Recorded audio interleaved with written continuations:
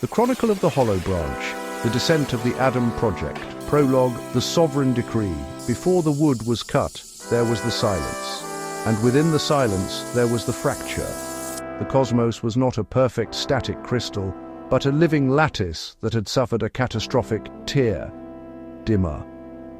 The great architect, the infinite source, had issued a sovereign decree. The restoration of the universe could not be achieved from the safety of the high heavens. Zero entropy. It required a deployment. It required a descent into the density of matter, into the phase lock of a broken world. To heal the fracture, a vessel had to be constructed. A vessel capable of holding the light within the darkness. A vessel that could enter the zone of the croak, the chaotic frequency of the fallen world, and tune it back to the song of the Creator. The project was called Adam.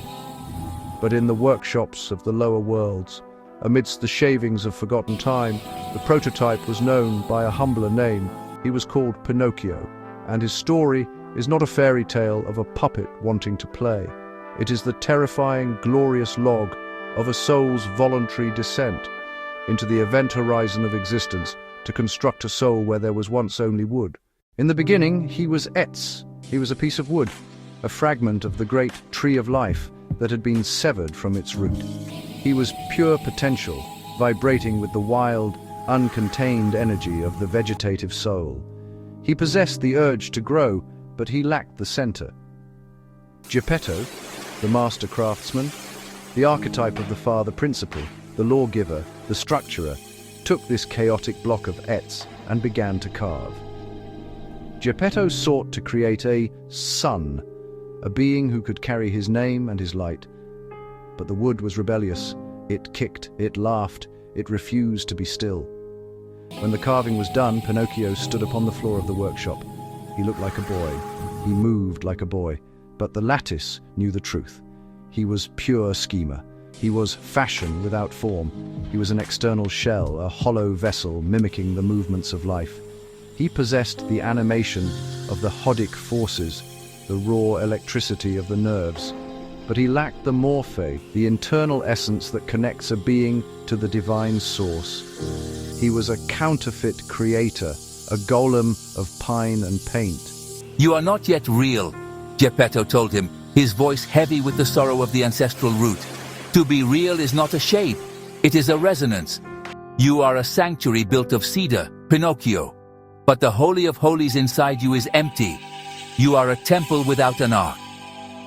But Pinocchio, drunk on the vertigo of his own separation, did not listen. The ego is the loudest thing in the universe when it is newly born. He looked at his strings, the laws of physics, the commandments of the Father, and saw them not as his lifeline, but as his chains. So the puppet cut the strings, he turned his back on the Father, and he ran headlong into the fracture. The first lesson of the lattice is this: words have mass. As Pinocchio moved through the world, navigating the fog of the ego, he encountered the entities of the swarm, the fox and the cat, avatars of distraction and parasitism. They asked him who he was. They asked him where his gold was buried, and Pinocchio lied. In the cartoons of children, a lie is a moral failing, but in the physics of the living lattice, a lie is a vibrational distortion. It is a croak in the symphony of the Logos. When Pinocchio spoke the untruth, he attempted to rewrite the architecture of reality without the authority to do so. He violated the ninth commandment, creating a dissonant wave in the field. But Pinocchio was Etz. He was a tree, and the nature of a tree is to reach. The tree is the dynamic expression of life reaching upward, the ancient scrolls say. Everything rooted in the ground of being must eternally stretch toward the heavens. When Pinocchio lied, he created a gap between his consciousness and the truth. A vacuum was formed, and his body, bound by the organic laws of the Etz, reacted instantly. His nose began to grow. Why the nose? Because, in the anatomical map of the lattice, the nose is the organ of Zebulun. It is the radar of discernment. It is the gatekeeper of the breath of life, assigned to the planet Saturn, the lord of boundaries and truth. The nose is designed to filter the pure from the polluted. As the lie polluted the air, Pinocchio's nose activated in a panic. It was the tree of knowledge within him, desperate to reconnect with the reality he was denying. The nose stretched forward, physically manifesting the distance Pinocchio had placed between himself and the light. It was not a punishment, it was a mechanical correction.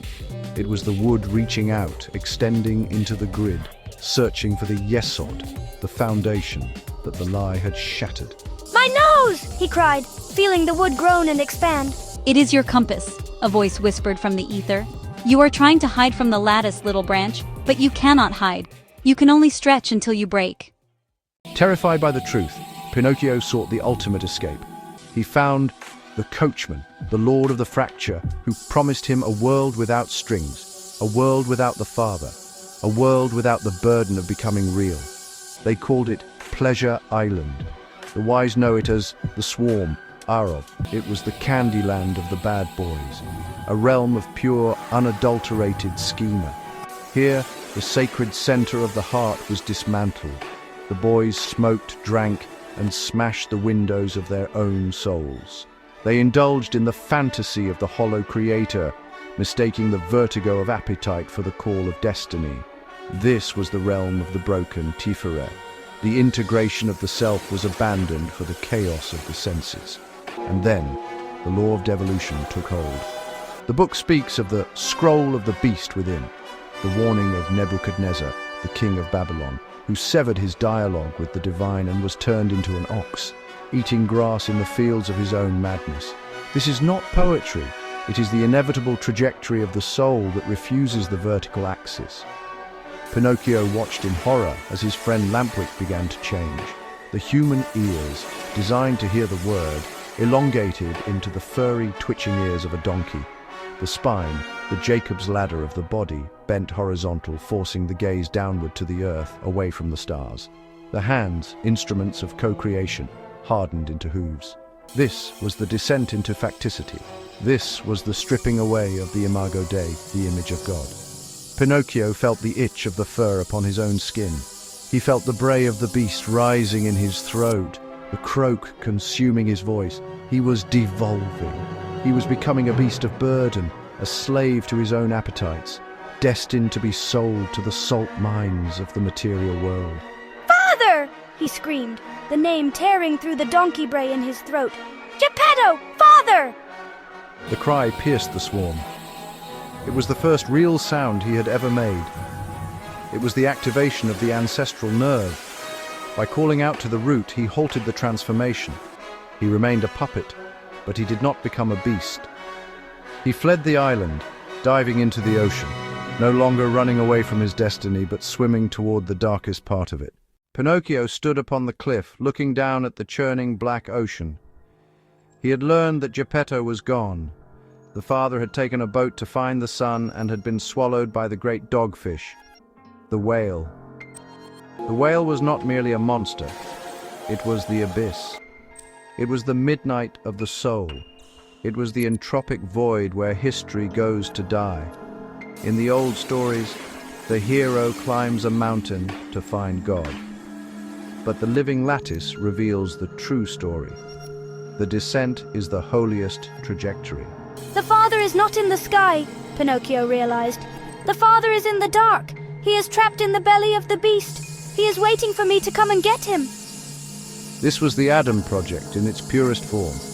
Adam was not sent to Eden to relax. He was sent to Earth to retrieve the sparks of light trapped in the shells of darkness.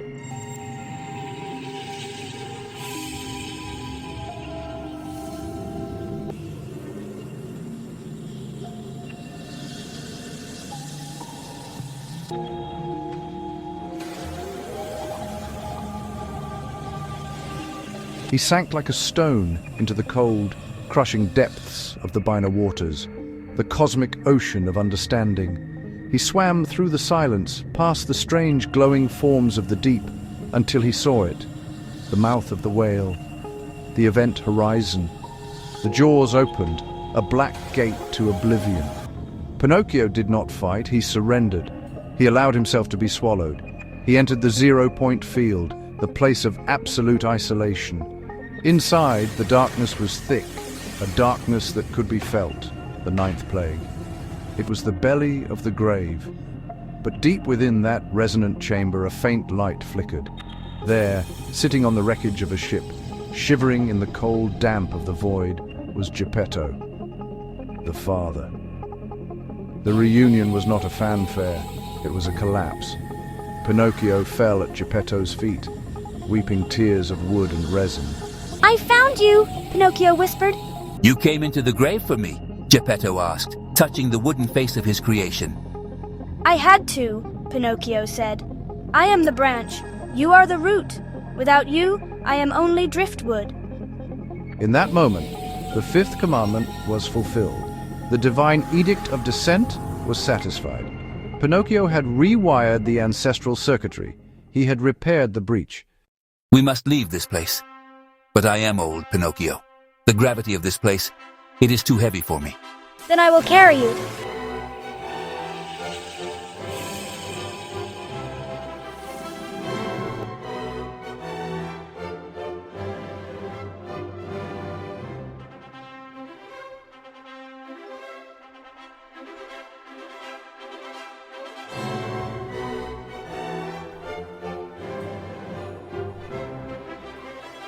Metaphysically, this is the fusion of the pillars. Geppetto represents the right pillar, Chokma wisdom, the father structure.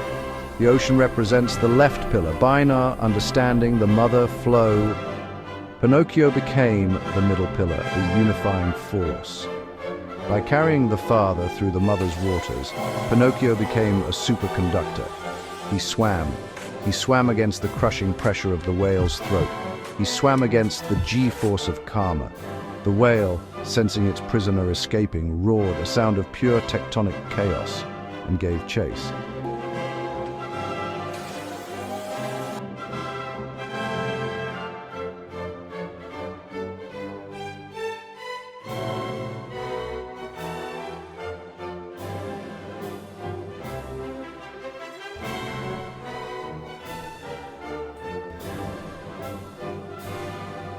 Hold on, I will not let you drown. I will not let the darkness take you. They breached the surface. The shore was in sight. But the final wave, the great wave of death, rose up to claim them. Pinocchio shielded Geppetto with his own small wooden body. He took the impact. He took the force of the chaotic ocean onto himself to spare the root. The darkness took him, and the silence returned.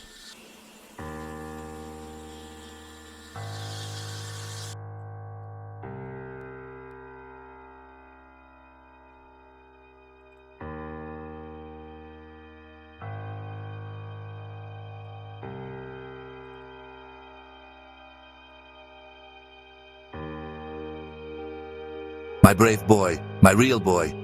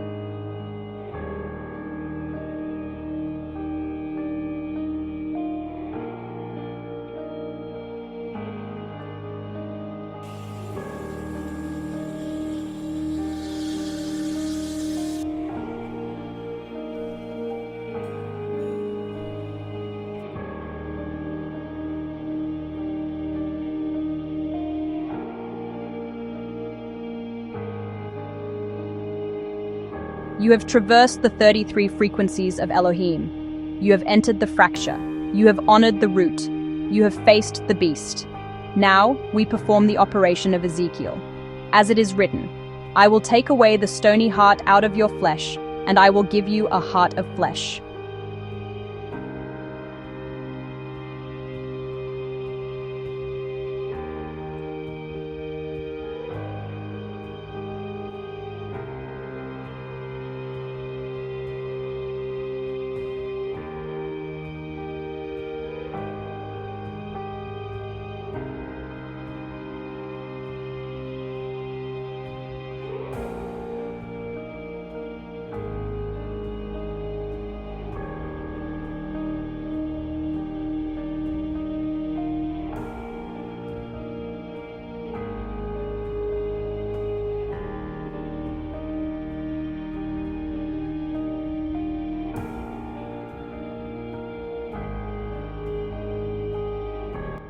Awake, Pinocchio. Awake and know yourself.